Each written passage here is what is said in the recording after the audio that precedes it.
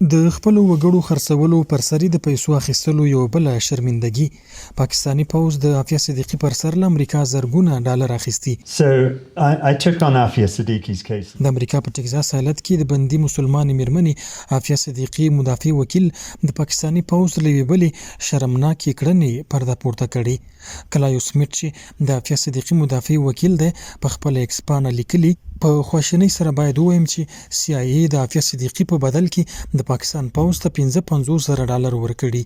دا د یو ملت د لور په توګه د هغې یو شرمونکی پلور دی چې له امله یې د هغې لپاره شکنجه، د دوو ماشومانو لپاره یې ناوړه چلند او د هغې وړوکي ماشوم سلیمان ژوند له لاسه ورکړ.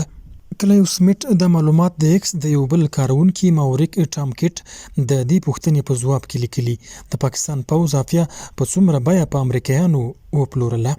د عافیه صدیقي قضیه اوس د مسلمان ملت لپاره د امریکا او د کفري نړۍ لخوا د یوې پیغوریزې موضوع په توګه ګرځېدلې ده. خو د پاکستاني پوځ دا کړنه چې یو مسلمانه میرمن په امریکا پلوري کوم کردار او رول ښیي. پاکستان رژیم د خلکو په سر باندې سودا کړې ده. کاغه خپل اتباعو، کاغه د امسایګانو د مملکتونو اتباعو، کاغه مولوی صاحب ضعیف وو، کاغه خورکی عافیه صدیقي وه. هغوی تل ګټو ته، هغوی تل ډالرو ته، هغوی تل د سیمې پر سطح باندې پروژو ته لومړیتوب ورکړی ده. د همدغه پروژو د لومړیتوب ورکولو له کبله دمګړې په خپله پاکستان مملکت پر تقسیمېدلو درشل باندې ولاړ ده.